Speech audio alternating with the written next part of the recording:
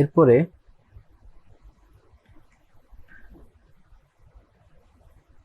আমরা দেখবো এই লোগোটা কিভাবে চেঞ্জ করব এবং এটা কিভাবে চেঞ্জ করব। আবার আমরা কাস্টমাইজে যাব। কাস্টমাইজে আসার পর আমরা এখানে ক্লিক করব। এখানে ক্লিক করার পর এই যে দেখছেন চেঞ্জ লোগো রিমুভ, তো আমরা রিমুভ করবো না, আমরা লোগোটা চেঞ্জ করব। তো যার জন্য আমরা এখানে ক্লিক করব।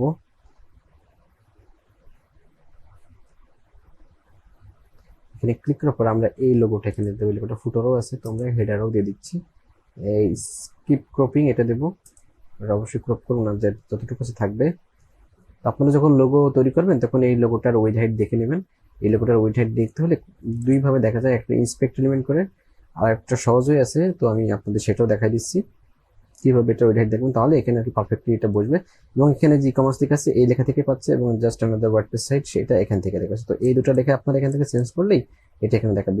আমি যেখানে ওয়ার্ডপ্রেস সাইটটা যদি এখন এখান থেকে মুছে দিই, তো এখানে আর থাকবে না ওয়ার্ডপ্রেস সাইট। আমি পাবলিশ করে দিলে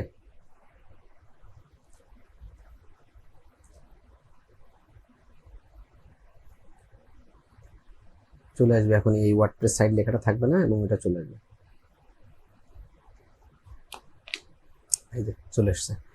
তো এখন আপনাদের আমি এটার একটু উইডটা দেখাই, উইড হাইট।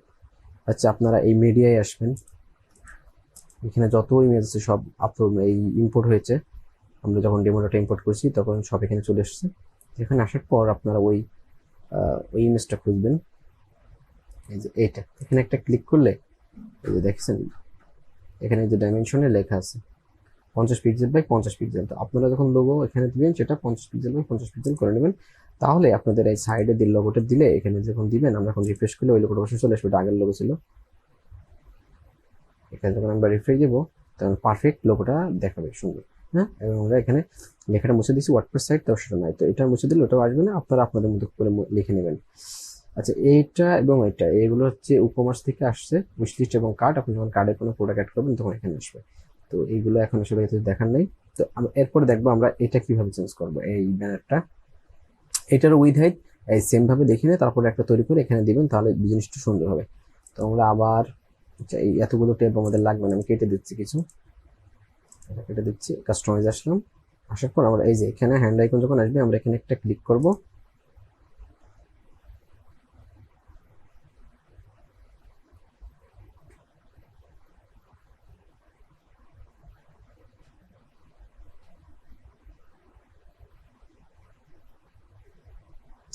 এখানে ক্লিক করার পর দেখেন আপনি এখানে একটা টাইটেলও দিতে পারবেন। আমি যদি এখানে ই-কমার্স লিখি,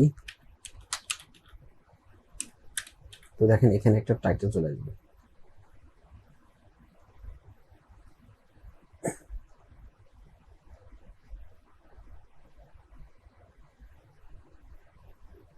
একটু সময় নিচ্ছে, তারপরে আমি পাবলিশ দিয়ে দেখি। আপনাদের দেখানোর জন্য লিখলাম, জিনিসটা তো অবশ্যই আসার কথা, দোকানে টাইটেল রয়েছে। এই যে এখানে লেখাটা চলে আসছে। তো আমি আবার এখানে যাচ্ছি এবং এটা মুছে দিচ্ছি, লেখাটা না থাকলে সুন্দর দেখাচ্ছে। আপনাদের চাইলে আপনারা এখানে লিখে রাখতে পারেন এই যে ব্যানার ইমেজ, এডিট ইমেজ এবং রিফ্লেক্স ইমেজ। আপনি যদি এখানে রিফ্লেক্স করেন এবং অথবা আরেকটি আপনি একটি ইমেজের লিঙ্কও দিতে পারবেন। ধরেন আপনার কোনো একটি প্রোডাক্টের ছাড় চলছে, তো সেই প্রোডাক্টের একটা ইমেজ তৈরি করলেন এবং এই প্রোডাক্টের একটা লিঙ্ক ধরে নিয়ে সেখানে দিয়ে দিলেন, সেটাও করতে পারবেন। তো আমি এখন দেখাবো। তো এই যে এটা আছে, এটার উইড হাইট এখানে দেওয়া আছে, এই যে এত পিক্সেল বা এত পিক্সেল, 200 পিক্সেল আছে হাইট, আর উইড হচ্ছে 1300 পিক্সেল। তো আমরা যদি এখন ধরেন যে এই এটারে নিব, তো এটা তো অনেক বড়, এডিট ইমেজ করে, আচ্ছা এটা আগে থেকে এডিট করে নিলে ভালো হয়। তো দেখি এখানে কি এডিট করা সম্ভব হয় কি।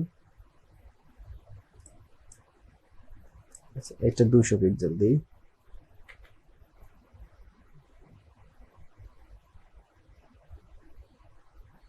আচ্ছা, এখান থেকে ক্রপ,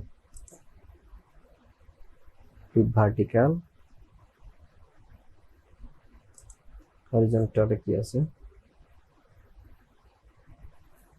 যেটার অরিজিনাল ডাইমেনশন এত, আমরা এখন এখানে চেঞ্জ করতে চাই, দেখেন যে 1300 দিই, এটা ওখানে অটোমেটিক্যালি চেঞ্জ হয়ে যাচ্ছে। আসলে আমরা তো রাখবো না, কেটে দিচ্ছি আমি এখানে। রিফ্লেক্স ইমেজ করে একটা নিয়ে এসে দেখি তারপরে কি হয়।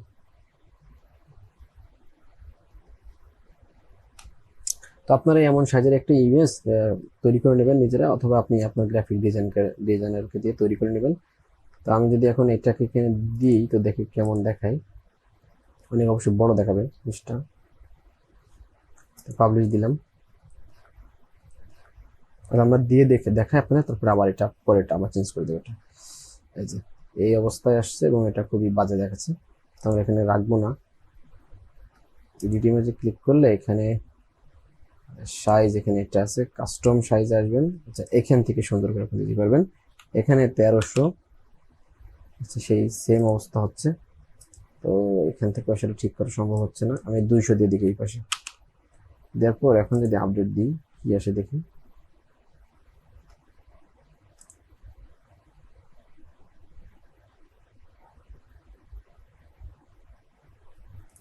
জিনিসটা ভালো লাগছে না, তো আপনারা এগুলো অবশ্যই আগে থেকে এডিট করে নেবেন ইমেজের উইড হাইট, তাহলে ঠিক হবে। তো আমি আমরা এটা চেঞ্জ করে, আচ্ছা আমি এখান থেকে আসি আর রিফ্লেক্স ইমেজ আগে যেটা আমাদের ছিল আমি আবার সেটা দিয়ে দিব।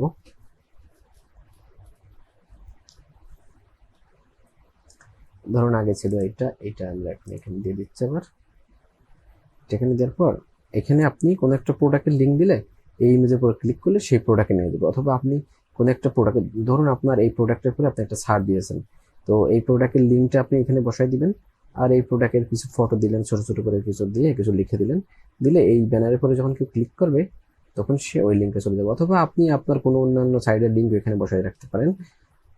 তো সেটা আপনার ইচ্ছে। পাবলিশ,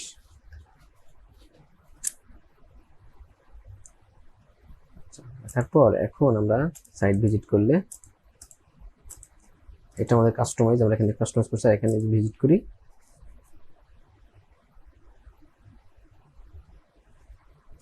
এটা এখন আমাদেরকে এমন দেখাবে, ঠিকঠাক আছে, আগেরটা আবার আছে। তো এটা কিভাবে চেঞ্জ করতে হয় দেখলেন। তো এই যে মেনু প্রত্যেকটা মেনু চেঞ্জ করার একই নিয়ম। তো আমি আপনাদের এই মেন মেনুটা এখন দেখাবো, এটা দেখাইছি। এখানে যদি আপনি ক্লিক করেন, আচ্ছা মেন মেনুতে ক্লিক করলে এই যে এডিট মেনু, এটা হচ্ছে মেন মেনু। তো এখানে যে হোমের সাব মেনু আর কি লেখা আছে কাস্টম লিঙ্কের সাব মেনু এরা। তো এখানে যদি আমি নিয়ে আসি যে কাস্টম লিঙ্কের সাব মেনু এরা, প্লাগ ইন ডেমো, এগুলো আপনি আপনার এই সাইটের এই যে এখানে পোস্ট, পেজ এবং এই যে প্রোডাক্ট এবং প্রোডাক্টের যে ক্যাটাগরি এবং এই যে পোস্টের ক্যাটাগরি, এইগুলো সব আপনি মেনু হিসেবে এখানে দেখাতে পারবেন। তো আমি যদি নতুন করে কোনো একটি মেনু অ্যাড করতে চাই, তাহলে এই যে অ্যাড আইটেমে ক্লিক করবেন, অ্যাড আইটেমে ক্লিক করার পর কাস্টম লিঙ্ক নিতে চাইলে কাস্টম লিঙ্ক নেবেন। কাস্টম লিঙ্ক কীভাবে নেবেন তো দেখলেন, আমরা সোশ্যাল মেনুতে দেখছি, মানে একটা নাম, কোন একটা নাম দিতে পারেন, সোশ্যাল নাম ওইগুলো নাও হইতে পারে, আপনারা আপনাদের মধ্যে নাম দিবেন, যে কোনো একটা পেজের লিঙ্ক ধরাই দিলে সেখানে ক্লিক করলে ওই পেজে নিয়ে চলে যাবে, অথবা কোনো ওয়েবসাইটের লিঙ্কও ধরাই দিলে সেখানে নিয়ে যাবে। এই দেখেন আপনারা এখান থেকে পোস্ট, মানে এখান থেকে যা পোস্ট করবেন, আপনারা অবশ্যই ওয়ার্ডপ্রেস সম্পর্কে জানেন, এগুলো নিয়ে আমি আলোচনা করছি, কারণ এগুলো নিয়ে আলোচনা করলে টিউটোরিয়াল অনেক বড় হয়ে যাবে। তো আমি এগুলো নিয়ে আলোচনা করছি না, পোস্ট পেজ কি জিনিস, প্রোডাক্ট কি জিনিস। আপনারা যারা এই কাস্টমাইজেশন দেখছেন অবশ্যই আগে আপনারা বেসিক ওয়ার্ডপ্রেস শিখে এসেছেন, তারপরে অবশ্যই কাস্টমাইজেশন দেখছেন, আমি ধরে নিছি। তো যার কারণে আমি এই বিষয়গুলো নিয়ে আলোচনা করছি। এই বিষয়গুলো নিয়ে আলোচনা করলে এগুলো খুব সিম্পল বিষয়, আপনি যখন ওয়ার্ডপ্রেস শিখবেন অবশ্যই এগুলো নিয়ে আপনি অবশ্যই জেনেছেন, তা না হলে আপনি এই ই-কমার্স থিম কাস্টমাইজেশন শিখতে আসবেন না। তো আমি ওগুলো নিয়ে আলোচনা করছি না, তো ওইগুলো আপনি এখানে মেনু হিসেবে এখানে দেখাতে পারবেন। তো আমরা একটা মেনু আপনাদেরকে দেখাবো তৈরি করে। তো এখানে যে মেনুটা আছে আপনারা দেখছেন, এটার নাম ক্যাটালগ মেনু। তো এই মেনুটা আমরা তৈরি করে আপনাদের দেখাবো, এবং এখানে যে মেনুটা আছে এটা আপনারা অবশ্যই চেঞ্জ করতে পারবেন। তো এইটা তৈরি করে দেখালে জিনিসটা আপনারা ক্লিয়ার হয়ে যাবেন, যদি আপনারা ওইদিকে নাও বুঝে থাকেন মেনু ব্যাপারটা কি। তো এটা অল প্রোডাক্ট এবং এটা মেনুটার নাম আপনারা দেখেছেন ক্যাটালগ। এই পজিশন যে পজিশনে মেনুটা আছে এই পজিশনের নাম ক্যাটালগ মেনু। তো আমরা এখানে আসবো, এখানে আসার পরে যে অ্যাপিয়ারেন্সে আসবে, অ্যাপিয়ারেন্স আসার পরে মেনুতে ক্লিক করব। মেনুতে ক্লিক করার পর